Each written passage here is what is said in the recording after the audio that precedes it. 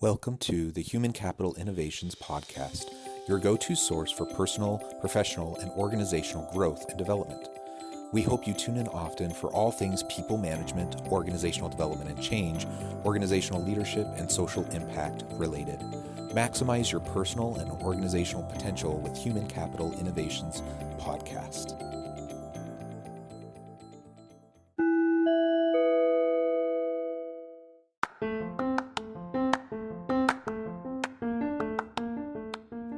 Welcome to the Human Capital Innovations Podcast. In this HCI podcast episode, I talk with Lee Mariano about HR as a business partner.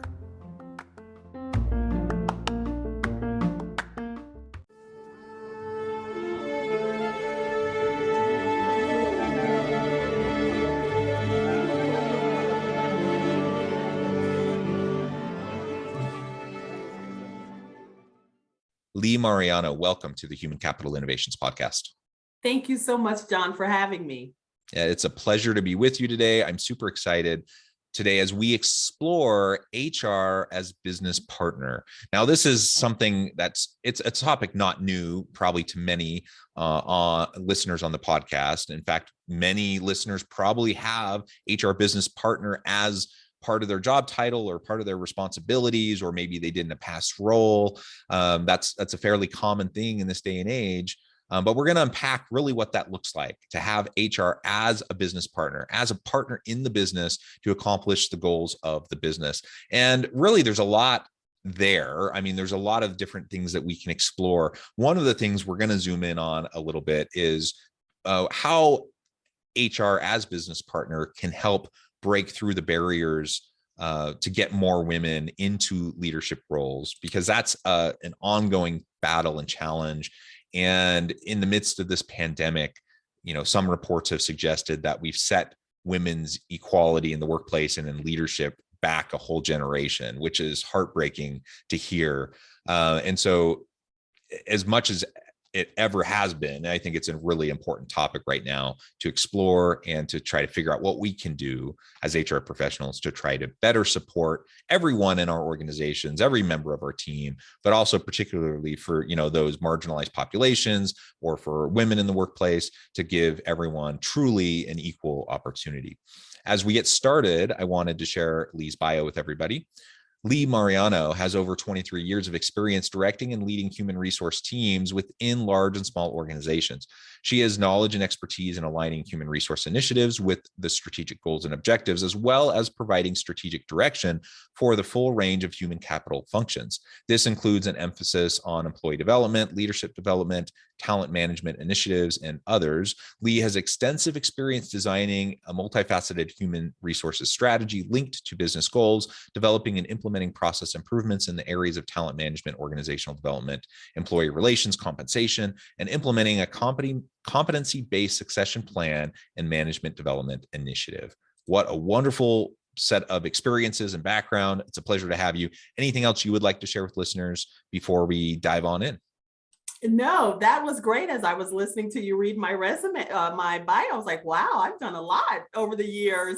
There's a lot that I've done, and another add-on to that, I would say, is that, my passion is coaching female leaders and mentoring them to help them get to that next level. As we talk, as you mentioned in your opening, John, about, have we set back the progress of women's equality during this pandemic with some of the resignations and some of the women unable or needing to leave the workforce to stay at home. And so that continues to be a passion of mine, is coaching and mentoring women who are moving to that next level to become leaders, and how to keep that strength of that fortitude inside of them to keep going when it seems overwhelming. Yeah, well, that's wonderful. It's very much needed. Thank you so much for making that a focus of your work. And we definitely can explore that and some of the practical things we can do as HR professionals, as organizational leaders, as we go through this conversation today. But before we get there, let's start a little bit more generally, zoom out, and let's talk about HR as a business partner. Now, some of what I shared in your bio, I think actually frames it up quite well. Human resources isn't just, the old personnel management. And, when I was going through school, I don't know, I probably took my first HR class about 20 years ago. And even then it had moved quite a bit beyond, really where it was in the 80s and 90s. But since then it's, the pendulum has continued to swing, and, kind of that exponential curve has continued to develop of like, let's get out of just, all of the different components, the managerial and administrative components of HR. Let's get into the transactional HR, the experiential HR, the strategic HR to drive business outcomes. So with that said, like, how else would you frame HR as a business partner? Why is that so important in the modern world of work? Yeah, that's a great question. So as you were talking, the word that kept popping in my head is dress code police and party planner, right? That was the old way of thinking about HR. They were the ones who were considered the let's keep a smile on everyone's face people. And over the years, what I've learned and in my experience is that HR, everything we do, everything we touch hits the bottom line of the company, whether it's recruiting the right talent, retaining the right talent, having a strong compensation strategy, having a strong benefits approach and benefit offerings, making sure that we are empowering the managers in order to performance manage their people, right? Everything that we do has an impact, a financial impact on the company. So it's more than just the dress code police, the party planner, the keeping people happy. It's really about embedding HR into the business so that we are no longer viewed as a barrier to success, but we're viewed as a how to get it done. We're going to help you get this done by whatever means necessary.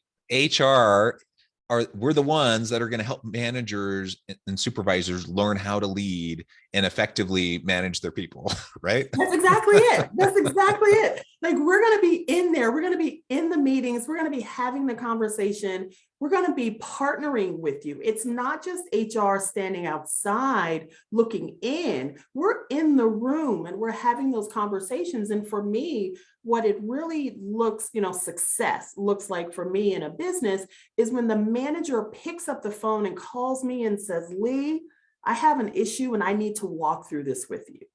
I have a personnel issue that I want to get in front of. And I've heard your conversations. I've heard the manager training. I've listened to your words. And I know I need to get you involved now so that I can handle this the right way. It builds trust. It's the back and forth. It's the conversation and the dialogue. And it helps empower the managers so they have the tools and the resources to better manage their team, which then helps them become better leaders. So it's really about, yes, the transactional has to happen. The day-to-day has to happen. But if HR can begin to operate as business people, as operations people embedded in the company, that gives us more influence over the leaders and how they're running the company and interacting with their people. Yeah. And for years, I mean, from the first time I ever taught an HR class at the university, I've always told students that HR it's not like these people who are in HR over in this department. It's this functional area. They do HR, and then we do our management leadership stuff. Like, that's not HR. HR, anyone who manages, supervises, or leads people should be doing HR every day, right? And the problem is most people don't have a clue. They don't know what they don't know. And so they don't realize how ineffective or even potentially damaging they're being to their teams. And it's not because of malicious intent. It's just, they just don't know what they don't know. They're ignorant.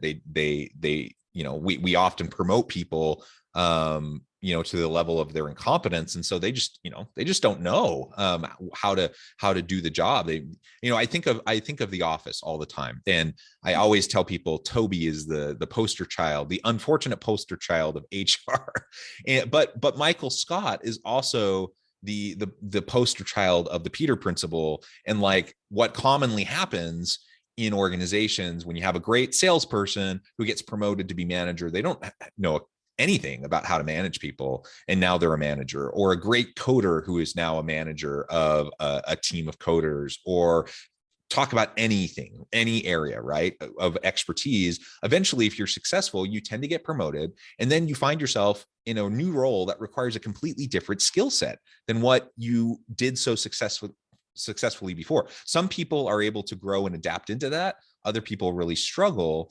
And one of the big differences is how much support is there in the organization for this person in their new role. Now, in the show The Office, you have Toby, who's like in the back corner, he's the separate HR person. He's the fun police, right? He's the one saying no.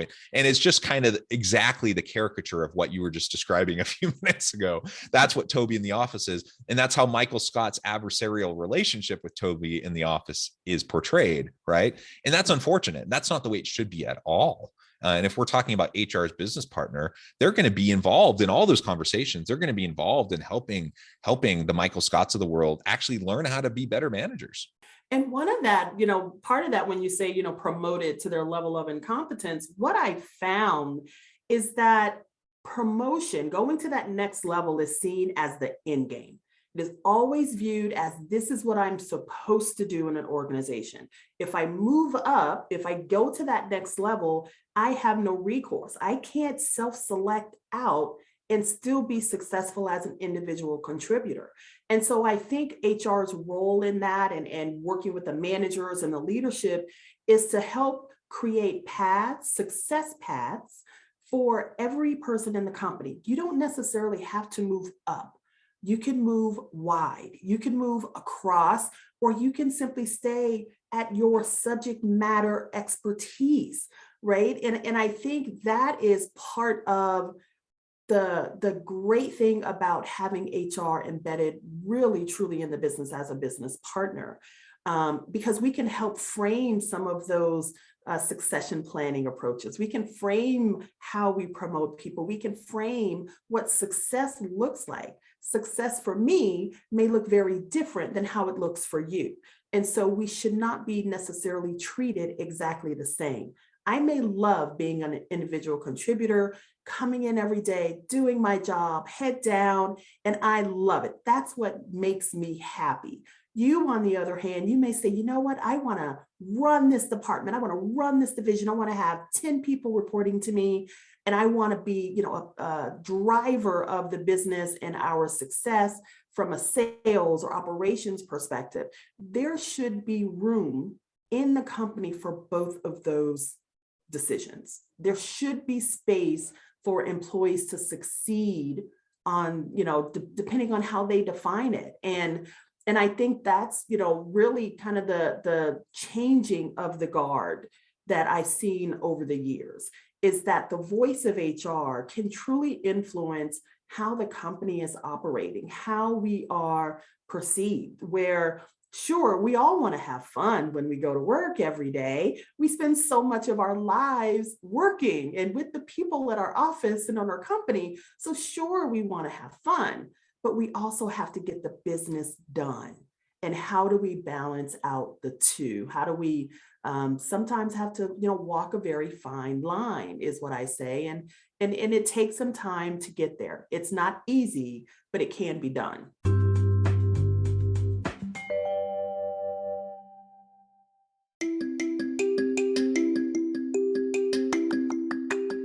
I'm excited to announce the publication of my new book from HCI Press, Bluer Than Indigo Leadership: The Journey of Becoming a Truly Remarkable Leader. Early in my adult life, I learned about an Asian proverb that translates as bluer than indigo. If you think about the color indigo, it is a brilliant, deep, and vibrant blue, what some would call the bluest of blues. To have something that is bluer than indigo is rare and truly remarkable. Contrary to popular myth, there is no one-size-fits-all or cookie-cutter approach to effective leadership. There's no silver bullet, no secret sauce, no go-to model that will solve all of our problems. The truth is, great leaders have all had their unique strengths and flaws, and have all had to discover and then pave their own distinctive path in their life's journey to fulfill their leadership potential.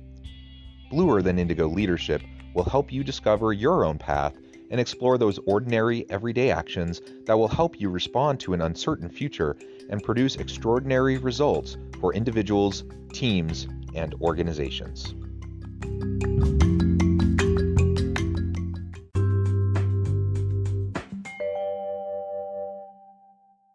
And it's not an either or, right? Like you can do both. It doesn't need to be this adversarial relationship, but you do need compliance. And so, sometimes these things, the tension, people get frustrated. But we can get past that as we move into more transformational and strategic approaches. Yes, the compliance work needs to happen. Yes, we need documentation. Yes, we need paperwork. Yes, we have systems, processes, procedures, all that stuff. Yes, all that stuff has to happen. But you can still do all those other things, and you can have a business that's high performing, very successful, a great team that's getting stuff done. And you can have a team that genuinely enjoys each other's company, who has fun with each other. And in fact, the two go hand in hand, and you tend to have, when you have both, it tends to be the best possible of all outcomes. And so, absolutely to everything you're saying, yes. And we just need, in some cases, to continue to shift the mentality, either within ourselves or the people within our HR team, but also, with individuals throughout the organization, because depending on the organization, the history, the culture, you might have pockets of resistance. You might have people who really don't get the vision of how HR will actually help them do their jobs better, help them to improve, help them to accomplish the business of the organization better. So that's an ongoing battle, I think, an ongoing process. Let's zoom in now. So there's many things we could zoom in on, but because we already talked a little bit about women in leadership, let's zoom in on that as a particular example of as HR, as a business partner, how can we go about helping leaders throughout the organization better understand how they can be allies and advocates for females in their team, within their workspace, so that there are more opportunities and truly equality and equal opportunity for females, males alike, and really, I suppose, any other diverse population. Yeah, that's a great question. And so what I've done in the past is, and it really aligns with the succession planning that I've done from a strategic perspective, and also internally, within the organization, mentoring and coaching and giving opportunities, is I set up scenarios where it's not just the leader of the organization that is front and center, but I work with the next level managers in order to identify the very strong, high performing people, male, female, whatever, so on and so forth, that can then be presenting ideas, that can give updates to the company. So one, it gives them visibility to not only the leadership of the company, but other employees, so they can be identified as a subject matter expert in their industry. It's a rotational assignment. So not one person is always the one who's giving the presentation. So if you have 5 top performers in your organization or in your team, then all 5 of those should have the ability to provide an update or a debrief and get visibility in front of the leadership team, because it gives them equal footing, right? And then also, as we work on special projects within the organization, taking the person out of it and look at the skills that they bring. Whether someone has maybe it's a language skill, or maybe they have a hard to find technical skill. A lot of my experience in HR has been in companies that focus on technology. And whatever it may be, there is a heavy contingent of males in the technology field in the companies that I've been in, less so on the female side. And so what I do is I would look at the skills of the people within the organization, right? And I would bring forth the skills. It's not necessarily I manager like that employee. It's going to be HR manager, HR director to the manager. Let's highlight the person with the skills. And that takes somewhat, the personal component out of it. It takes the selection of my favorites out of it, and it then focuses on the skill. So that the people with the right skill set, the talent, maybe they've worked on a special project, they've worked with the company for years, they are the ones pushed to the front. Personal preference is not the component, because when you have personal preference play into the decision, if theoretically, if a male manager has to select someone who can have that conversation with the executive team, more times than not, they may pick a male employee, regardless of whether or not that employee is the right person. And so again, that goes to the embedding HR into the decision process, where you try and make it as objective as you possibly can based on the skills of the person, the talent, the knowledge that they bring to the table, and then you give opportunity across the entire organization. And that then, what I found over the years is you begin to see minority employees, you begin to see women employees rise to the top, because you have that objective selection of the people who are the right fit with the right talent, getting the visibility. And it's like turning a ship. I'm former Marine Corps, so I always talk about turning the Navy ship.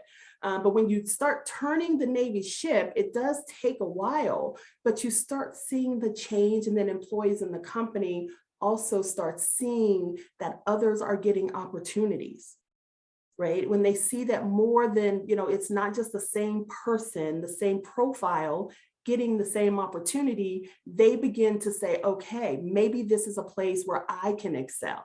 Maybe this is a place where I can start to shine. And then they put themselves out there as, someone who may want to be on a special project, who may want to do an internal transfer to another team. And that's where you begin to see that shift in the organization, where it becomes a much more dynamic, much more fluid and flexible company and a team, where people realize there are opportunities, and they are no longer held down, they are no longer held back, that they can really rise up in the organization. And that's where you get people really being satisfied with their career and their career growth and their professional development. So those are some of the things that I've done.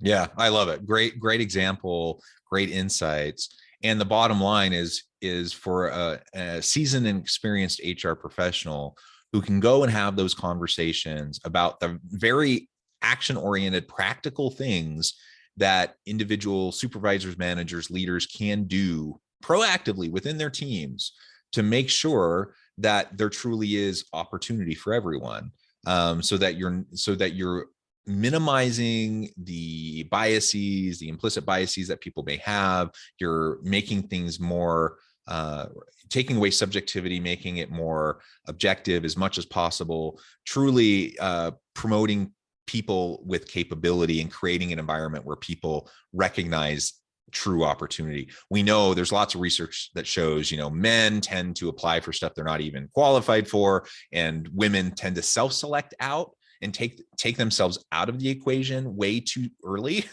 even when they're very capable and qualified. And so a big part of this is just we have to reinforce over and over and over again, helping people recognize, helping people to see themselves in these types of roles, and to realize that, yeah, there is a place for them. There's an opportunity for them in the future, and they can grow into that opportunity. I think all of that's super important. All of this, these are the things that HR business partners can and should be helping the organization to do better.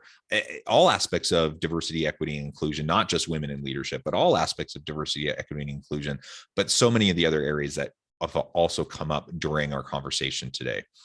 Well, Lee, it has been a pleasure. I note the time. I'm going to have to let you go in a few minutes here. But before we close, I wanted to give you a chance to share with listeners how they can connect with you, find out more about your work, and then give us a final word on the topic for today. Absolutely. So I would love to hear from anyone who would like to continue the conversation. I, of course, can be reached on LinkedIn. Just look up my name, Lee Mariano, and I am right there front and center. I also offer coaching and mentoring, confidence coaching, leadership coaching, and also communication and public speaking to women and men who are looking to level up their skills. And I can be reached on my website at alexadomcoach.com. And you can reach out to me there and see my offerings. But of course, I'm right on LinkedIn, and that is one of the easiest ways to reach me. And you can send me a chat, and I can definitely continue that conversation. And I would say, kind of to close out, this conversation is important. I have been, as you said in my bio, I've been in HR for, 23 years now, going on 24. And there is the perception of HR that we must actively work to change on a regular basis. The definition of what HR is today is not what it was 20 years ago. And we as HR professionals must evolve and change as well. We're no longer allowed. I think that's where we sometimes fall down. We're no longer allowed to sit back and simply be observers to the business running without us and then stepping in when there's a fire. We must change and evolve and be right there next to the business leaders, the managers, the operations, working with them so that we don't get to the point where a fire is happening.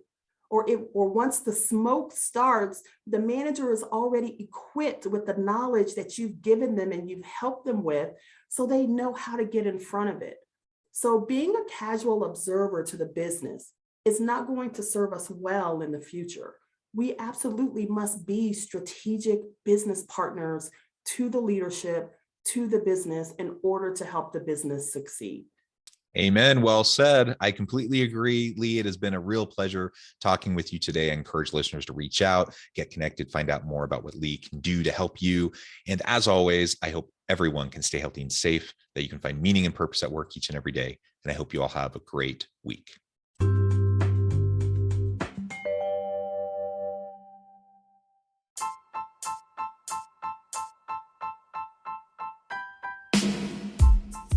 The alchemy of truly remarkable leadership. Ordinary, everyday actions that produce extraordinary results. Consider how the nature of work has shifted over the past 50 years. With increased globalization, rapid technological advancement, and the shift in economic composition, the average job of today looks very different than the average job of 50 years ago. What will the jobs and organizations of tomorrow look like? Moreover, what does this all mean for organizational leaders? What are the core competencies and capabilities of organizations and their leadership that are prepared for continued disruption and geopolitical and socioeconomic shifts? Regardless of what the future holds, increasingly, leaders need to be socially minded, data-driven, decisive, champions of talent, and disruptors of the traditional notions of leadership, teams, organizations, and work. The alchemy of truly remarkable leadership will help you to explore your own leadership competencies and capabilities and consider ways to apply and implement them into your workplace and personal life.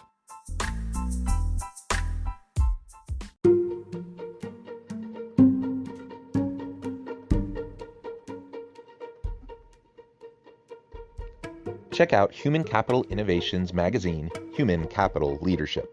Human Capital Leadership is a free, interactive e-magazine with the mission to help individuals, leaders, and organizations find innovative approaches to maximize their human capital potential. We publish issues quarterly in August, November, February, and May. Take a look at the latest issue and let us know what you think.